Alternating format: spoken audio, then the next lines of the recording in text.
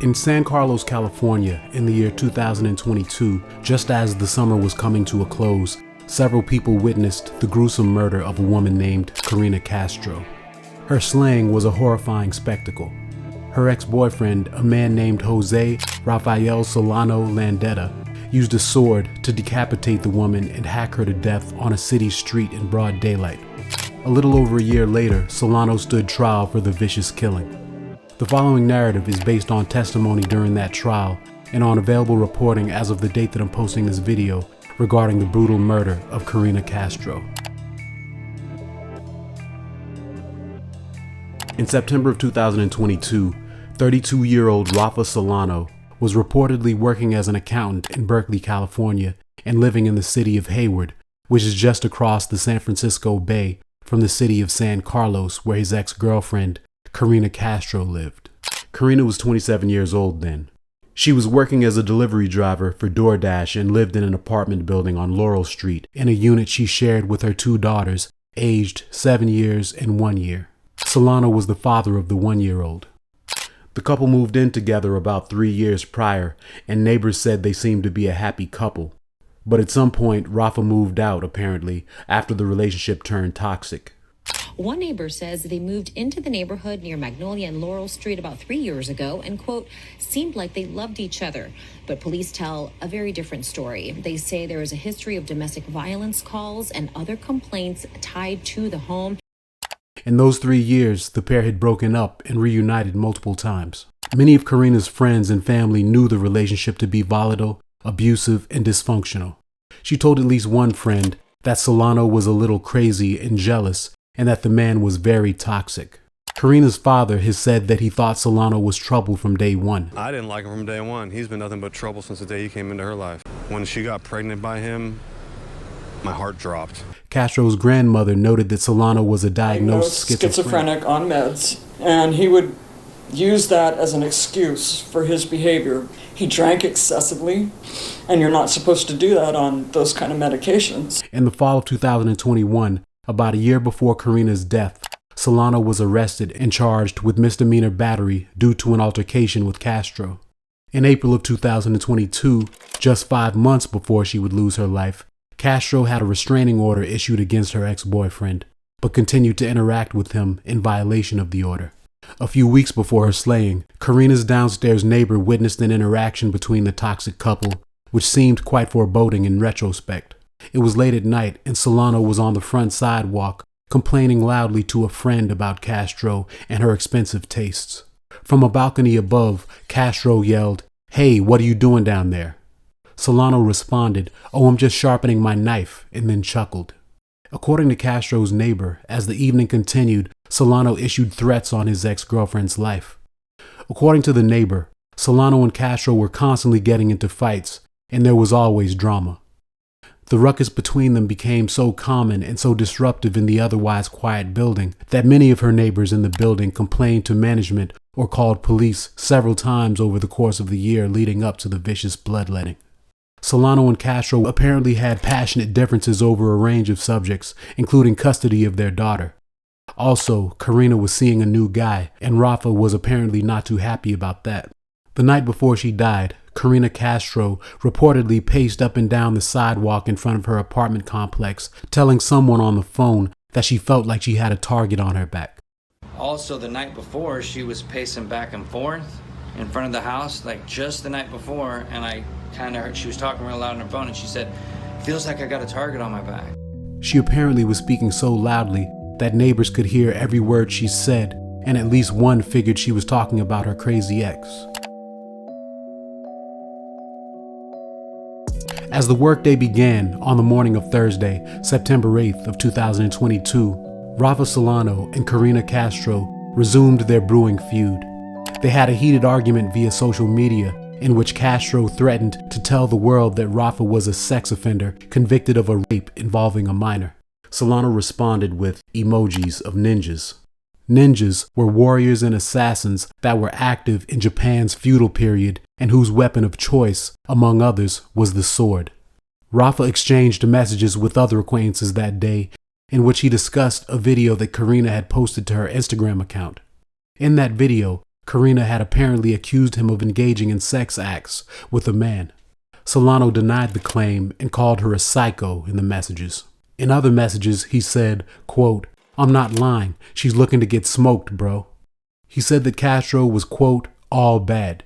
He told one friend that the woman was asking to get 86th, meaning to get killed. In one of the messages, he said, quote, "There's nothing I can do unless I handle that expletive." He then said that he was going to do what he had to do.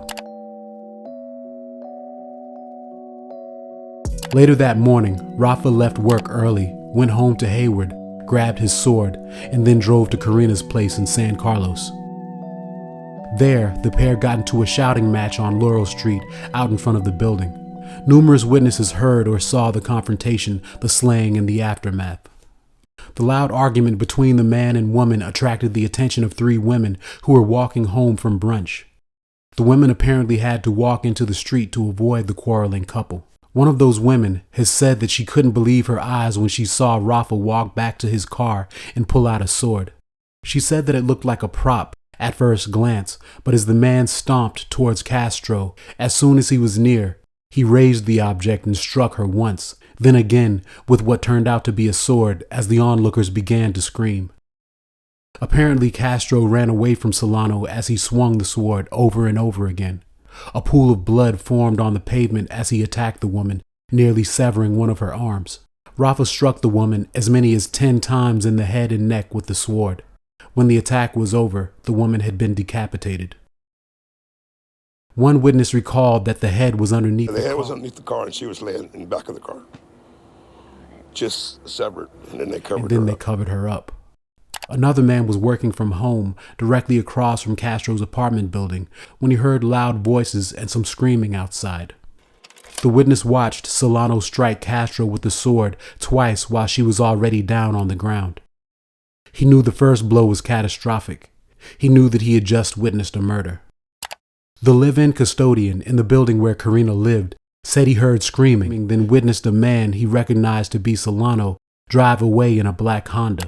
I saw the 3 ladies crying and they're kind of like nervous and scared, and they're calling for help. So I saw the guy jump inside his car and took off. Then, at the crime scene, the man was horrified to discover Castro lying on the asphalt, her head nearly cut off from the back of the neck. Rafa, Solano's mother, lived in the same building where Karina resided. When Mom got a call from Rafa that morning, she knew something was not right because of the strange tone of his voice. When she left her apartment to find her son, she saw cops and knew immediately that Rafa had done something. About 20 minutes after the bloodshed, the mother found her son standing in the middle of the street, shaking and drooling. She grabbed him by his shoulders and gave him a kiss on his forehead. She told him, "You did something. You have to turn yourself in." She took her son by the hand and walked him to the crime scene. Now the San Mateo Sheriff's Department had arrived. As they investigated the incident, Solano and his mom lifted the caution tape surrounding the perimeter and approached law enforcement officers. One deputy ordered the pair to step back, not realizing that Solano was the assailant.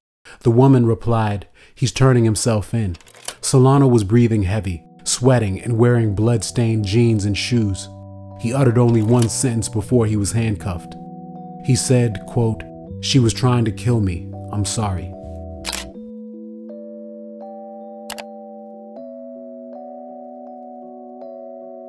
Rafa Solano never denied that he had killed his ex-girlfriend.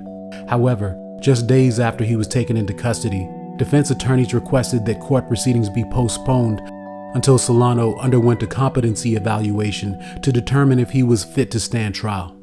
A judge granted the defense motion. 4 months later, in January of 2023, the judge ruled that the defendant was competent to stand trial based on evaluations by 2 different doctors. The following week, a reporter for the local ABC affiliate was able to interview Solano at the San Mateo County Jail. The reporter was not allowed to bring recording equipment nor pen and paper to the interview, so he recounted the conversation on camera as soon as he came out of the facility. And I saw Solano coming toward me. He was much taller than I thought and kind of powerfully built, kind of stocky. I explained that I was from Channel 7, that I wanted to talk to him about what happened and about his case. At no point was anything off the table.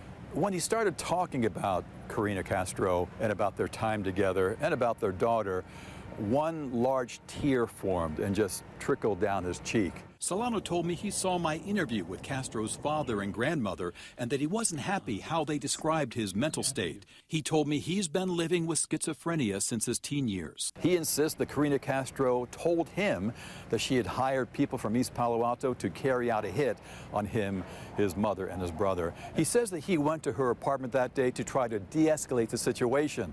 I asked him about the sword. I said, what is it, a samurai sword, right? He says, yeah, it's a samurai sword. It was a decorative sword that my father had. And I asked him, well, it is sharp, right? He says, yes, it has a sharp edge to it. Solano told me Karina Castro came down from her apartment and retrieved a knife from her car. He says that she emerged from the driver's side of that Volkswagen with the knife in hand and kind of marched towards him with this knife. And he claims that he swung that sword in self-defense. That was a new claim. Up until that interview, Solano had said nothing of self-defense. Then, 5 months later, in May of that year, Solano pleaded not guilty by reason of insanity. In November, the week before the trial was to begin, Solano decided to withdraw his insanity plea and again claimed self-defense. On November 7th of 2023, about 14 months after the grisly killing of Karina Castro, the prosecution and defense offered opening statements in the first-degree murder trial of Jose Rafael Solano Landaeta. The prosecution presented the preceding narrative of Karina Castro's slaying and of what led up to and of what followed the tragic event. It said that what directly led to the woman's death was a heated argument between Castro and Solano. It recounted the venomous words the pair exchanged via Snapchat. The prosecution suggested that messages Solano sent to acquaintances just prior to the killing implied his cruel intentions. It argued that Karina Castro's slaying was an act of vicious, cold-blooded vengeance. The defense countered that Solano had gone to Castro's home on the fateful day in order to de-escalate their conflict, and that he had brought his sword as a precaution, saying that his ex had made violent threats against him and his family. The defense claimed that Castro had attacked Solano with a small knife during the fatal confrontation. Investigators never located this knife. Defense attorney Robert Cummings did not deny the brutality of the killing, but said Solano was responding to a genuine threat and that his actions were intensified by his mental illness and by being off his psychiatric medication at the time. That belief, the lawyer said, at that point in time is what justified Mr. Solano in his actions. He continued, quote, "His mind is not like yours and mine. It is stricken with schizophrenia. He has a sick mind." Numerous witnesses were called to testify during the proceedings, which included eyewitnesses to the slaying, first responders, investigators, relatives of the victim and the defendant, and medical experts. Several members of the jury were visibly disturbed when it was shown photos of Karina Castro's lifeless and mutilated corpse. Mr. Solano testified on his own behalf during the trial. Under questioning from his defense lawyer, he said that he had little to no memory of the fatal encounter with his ex. Then, when questioned by the prosecution, as he was shown a photo of Miss Castro, he said that he could not recognize the woman and denied that he had killed her. Soon after, he went silent and did not acknowledge questions from the prosecutor nor the judge. He reportedly appeared to be catatonic. In closing arguments, the prosecution said that Solano's bizarre behavior during the trial was a ruse to convince jurors he was so mentally disturbed that he deserved their leniency. It was an act, a performance, and a farce, said the prosecution, noting that numerous court-appointed doctors had testified during the trial, asserting that they believed Solano was feigning mental health lapses. Testimony in the trial lasted for 2 weeks. On Monday, November 20th, 2023, the jury found Jose Rafael Solano Landaeta guilty of first-degree murder. On Tuesday, January 30th of 2024, he was sentenced to incarceration for a period of 26 years to life, the maximum sentence allowable for simple first-degree murder in the state of California. Upon announcing the sentence, Judge Lisa Novak implied that if it were up to her, Solano's sentence would have been much harsher. This is by far the most difficult trial I've ever presided over because of the horror of the crime you committed in butchering Karina Castro, the judge said. I have no discretion, so it is a sentence based on the verdict of the jury. What the community needs to understand is that this incredible act of violence is not related to untreated mental illness. Thanks once again for tuning in, especially you guys who are still here at the end. You guys especially help me to keep this channel growing. Thanks to all of you for hitting that like button, for commenting, for subscribing. If you haven't already, please go ahead and do so. I've got many interesting stories that I can't wait to share with you guys, so stay tuned in. Once again, thanks to all you guys for tuning in. I'll see you in the next one. Peace.